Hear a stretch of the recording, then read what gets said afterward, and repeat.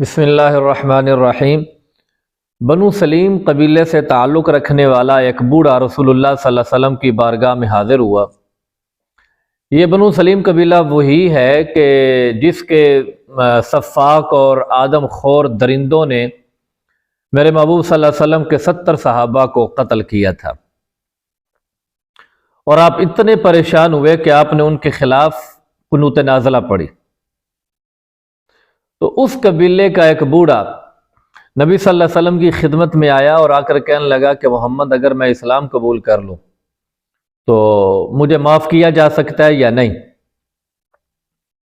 تو آپ نے فرمایا کہ کیا جا سکتا ہے، اگر تم کلمہ پڑھو، اسلام قبول کر لو تو تمہیں بھی معاف کیا جا سکتا ہے۔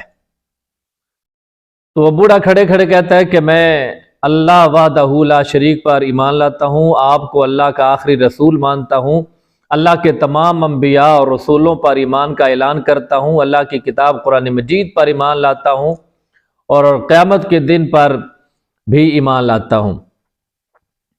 تو آپ صلی اللہ علیہ وسلم نے فرمایا، بابا خوشخبری حاصل کرو، پہلے اگر تو مر جاتا تو دوزخ میں جاتا، اب مر گیا تو انشاءاللہ جنت میں جائے گا۔ تو پھر رسول اللہ صلی اللہ علیہ وسلم نے اس بابے سے پوچھا کہ اپنے قبیلے کے اندر کوئی جائیداد، کوئی پراپرٹی چھوڑ کے آئے ہو یا نہیں؟ تو کہنے لگا، یا رسول اللہ کوئی میرے پاس پراپرٹی نہیں ہے، کوئی میری جائیداد نہیں ہے، بس ایک دل تھا میرے پاس جو آج آپ کے قدموں میں رکھ دیا ہے۔ آپ دیکھ رہے ہیں کہ میرے پاس سواری بھی نہیں ہے، میں پیدل چل کے آیا ہوں، اور سر کے اوپر امامہ بھی نہیں ہے، سر سے ننگا ہوں۔ تو حضرت علی رضی اللہ تعالیٰ عنہ پاس بیٹھے ہوئے تھے، وہ اٹھے اور اپنا امامہ اتار کر اس بوڑھے کے سر پہ رکھ دیا۔ انصار قبیلے کے حضرت سعد بن عبادہ اٹھے اور انہوں نے کہا، یا رسول اللہ میں اس بوڑھے کو ایک اونٹ تحفہ کرتا ہوں۔ تو آپ صلی اللہ علیہ وسلم نے بوڑھے سے فرمایا کہ بس امامہ بھی مل گیا اور سواری بھی مل گئی، اب بس۔ وہ بوڑھا کہنے لگا، یا رسول اللہ میں نے 3 دن سے کھانا بھی نہیں کھایا۔ اللہ اکبر۔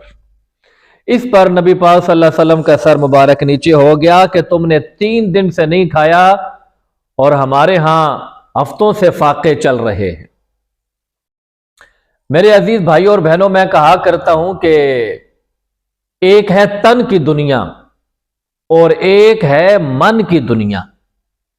ہم جو لوگ ہیں نا، ہم تن کی دنیا کے لوگ ہیں کہ کوئی کھانے میں ہمارا مقابلہ ذرا کر کے دکھائے، بلکہ میں تو کہتا ہوں کہ اللہ کے نیک بندے جو تھے وہ قبرستان میں چلے گئے کہ جو ہر نماز کو زندگی کی آخری نماز سمجھ کر پڑھتے تھے۔ اب ہم ہیں کہ ہر کھانا زندگی کا آخری کھانا سمجھ کے کھاتے کہ خوب دبا کے کھاؤ، زندگی موت کا کوئی پتہ نہیں ہے، کیا پتہ اگلا کھانا تمہیں نصیب نہ ہو۔ انا للہ و انا الیہ راجعون۔ تو رسول اللہ صلی اللہ علیہ وسلم نے حضرت سلمان فارسی رضی اللہ تعالیٰ عنہ کو فرمایا کہ اس بوڑھے کا ہاتھ پکڑ لو اور مدینے کی گلیوں میں چکر لگاؤ اور آواز بلند کرو کہ یہ رسول اللہ کا مہمان ہے، جس کے گھر کوئی ہوگا کھانے کو وہ دے دے گا۔ تو حضرت سلمان فارسی اٹھے اور بوڑھے کا ہاتھ پکڑ لیا اور مدینہ کی گلیوں میں صدا لگانے لگے کہ ہاذا ضیف رسول اللہ، ہاذا ضیف رسول اللہ، لوگو یہ رسول اللہ کا مہمان ہے، لوگو یہ رسول اللہ کا مہمان ہے۔ لیکن کہیں سے بھی کوئی جواب نہیں آیا۔ حضرت سلمان فارسی اسی طرح بوڑھے کو لے کر چکر لگا رہے تھے کہ چلتے چلتے حضرت فاطمۃ الزہراء رضی اللہ تعالی عنہا کا گھر آ گیا، میرے محبوب صلی اللہ علیہ وسلم کی چھوٹی لخت جگر۔ یہاں پر کھڑے ہو کر حضرت سلمان فارسی نے صدا لگائی، ہاذا ضیف رسول اللہ، لوگو یہ رسول اللہ کا مہمان ہے۔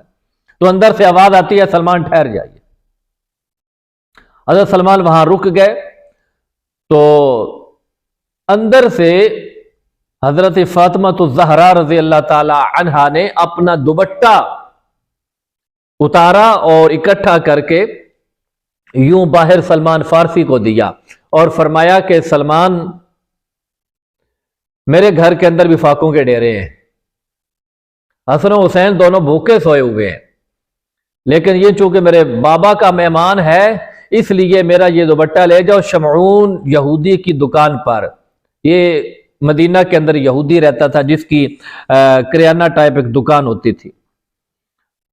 تو بیٹی کہتی ہے کہ سلمان میرے اپنے بچے تو بھوکے سوئے ہوئے ہیں، لیکن بابا کے مہمان کو میں بھوکا نہیں واپس جانے دوں گی، میرا یہ دوپٹہ شمون یہودی کی دکان پر بیچ دو اور اس دوپٹے کے بدلے میں جو آٹا بنتا ہے وہ آٹا لے کر آؤ کہ میں اپنے بابا کے مہمان کو کھانا بنا کر دوں۔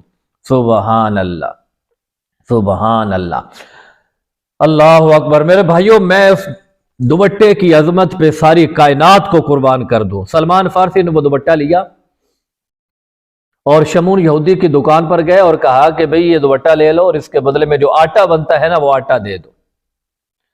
تو کتابوں میں لکھا ہوا ہے کہ شمون یہودی تورات کا عالم تھا، اس نے جب دوپٹے کے اوپر نظر دوڑائی تو ہاتھ نہیں لگایا دوپٹے کو، ہاتھ لگائے بغیر وہ پوچھتا ہے سلمان کہ یہ دوپٹہ کس کا ہے، یہ چادر کس کی ہے؟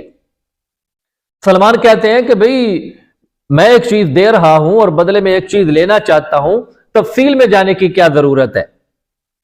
لیکن وہ شمون کہتا ہے کہ میں بالکل سودا نہیں کروں گا جب تک تم اس دوپٹے اور اس چادر کی حقیقت نہیں بتاؤ گے۔ تو سلمان فارسی رضی اللہ تعالی عنہ نے پھر ساری کہانی سنا دی کہ یہ ایک بنو سلیم سے تعلق رکھنے والا بوڑھا ہے جو نبی پاک صلی اللہ علیہ وسلم کی بارگاہ میں آ کر اسلام قبول کرتا ہے۔ تو یہ 3 دن سے بھوکا تھا، تو چونکہ رسول اللہ کے گھروں کے اندر وفاقوں کے ڈیرے ہیں تو آپ نے مجھے فرمایا مدینہ کے گلیوں میں چکر لگاؤ، کسی گھر میں کچھ ہوگا تو وہ دے دے گا، لیکن کہیں سے کچھ بھی مجھے نہیں ملا۔ لیکن فاطمہ الزہرا کے گھر کے آگے جب آ کر میں نے صدا لگائی تو چونکہ ان کے گھر کے اندر بھی کچھ نہیں تھا، اس لیے انہوں نے اپنا یہ دوپٹہ دیا اور کہا کہ یہ شمون کو دو اور اس کے بدلے میں آٹا لے کر آؤ تاکہ میں اپنے بابا کے مہمان کو کھانا بنا کر دوں۔ میرے بھائیوں، یہ بات سن کر سلمان کی شمون یہودی کی چیخ نکل گئی، کہنے لگا سلمان میں نے آخری رسول کی سچائی کی یہی نشانی لکھی ہوئی۔ اللہ اکبر۔ میرے مذہب کی کتاب تورات کے اندر موسیٰ کے رب کی قسم ہے، آخری رسول کی صداقت اور سچائی کی یہی علامت لکھی ہوئی ہے کہ وہ خود بھی غریب پرور ہوگا، اس کا گھرانہ بھی غریب پرور ہوگا، اپنے پیٹ کے اوپر وہ پتھر باندھیں گے لیکن لوگوں کے پیٹ وہ بھریں گے، لوگوں کو وہ کھانا کھلائیں گے۔ تو سلمان یہ آٹا بھی لے جاؤ اور جا کر فاطمہ کو بتا دینا کہ فاطمہ، شمعون تمہارے بابا کی نبوت اور رسالت کے اوپر ایمان کا اعلان کرتا ہے۔ سبحان اللہ، اللہ۔ جو کام تلواریں نہیں کر سکتی وہ کام میرے محبوب کی سیرت اور کردار کر دکھاتی ہے۔